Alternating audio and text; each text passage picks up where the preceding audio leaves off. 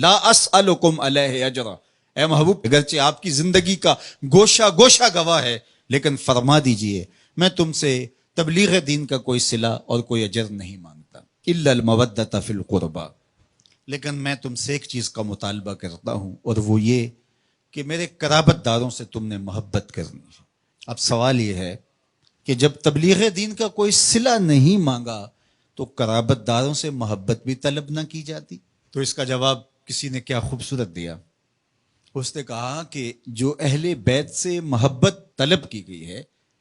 یہ نبی کی، یہ اہل بیت نبوت کی ضرورت نہیں تھی، یہ بھی امت کی ضرورت تھی، اس لیے کہ اگر وہ اہل بیت سے محبت کر لیتے ہیں تو ان کے دین کی حفاظت ہوتی ہے۔ اور ارشاد فرمایا احب اللہ لما یغزو من نعمہ، اللہ سے محبت کرو اس لیے کہ وہ تمہیں طرح طرح کی نعمتیں عطا کرتا ہے، اس کا حق ہے تم اس سے پیار کرو۔ پھر فرمایا وَأَحِبُّونِي بِحُبِّ اللَّهِ، اور میرے سے پیار کرو میں تمہارے رب کا بھی محبوب ہوں۔ اور تیسری بات فرمائی وَأَحِبُّ أَهْلَ بَيْتِي لِحُبِّي، اور میرے اہل بیت سے میری وجہ سے پیار کرو، کہ وہ میرے اہل بیت ہے، میری اطرت ہے، ان سے پیار کرو۔ فرمایا میں تمہارے اندر دو بھاری چیزیں چھوڑ کے جا رہا ہوں، اس امت کو لاوارث چھوڑ کر نہیں گئے حضور، دو بھاری چیزیں چھوڑ کے جا رہا ہوں۔ اولہما، ان میں سے پہلی چیز کتاب اللہ، اللہ کی کتاب، فیہ الہدی والنور فخذوا بکتاب اللہ واستمسکوا بہ، فرمایا اللہ کی کتاب ہے جس میں ہدایت ہے، جس میں روشنی ہے، جس میں اجالے ہے، تمہاری زندگی کو اجال دے گی یہ کتاب، اس کو مضبوطی سے پکڑ لو، چھوڑنا نہیں۔ ابھارا، اس پہ ترغیب دی۔ پھر فرمایا وَأَهْلُ بَيْتِي، اور میرے اہل بیت، اور تین مرتبہ فرمایا اذکرکم اللہ فی اہل بیتی، اذکرکم اللہ فی اہل بیتی، اذکرکم اللہ فی اہل بیتی۔ صحیح مسلم کی روایت ہے، میں اپنے اہل بیت کے حوالے سے تمہیں اللہ سے ڈراتا ہوں، میرے اہل بیت کے معاملے میں کوتاہی کا ارتکاب نہ کرنا۔ اچھا میں آپ سے پوچھتا ہوں، جب قرآن مجید موجود ہے تو پھر کیا ضرورت تھی اہل بیت کے دامن کو تھامنے کی، تلقین کرنے کی؟ ایک سوال کھڑا ہوتا ہے، کیا کتاب ہماری ضرورتوں کی کفیل نہیں، ہمارے دکھوں کا مداوا نہیں، ہمارے درد کا درماں اور ہمارے امراض کا علاج نہیں؟ جب قرآن اتنا کافی ہے، اتنا وافی ہے،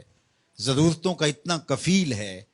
تو پھر اہل بیت کے دامن کو تھامنے کی تلقین کیوں کی گئی؟ تو اس کا جواب یہ ہے،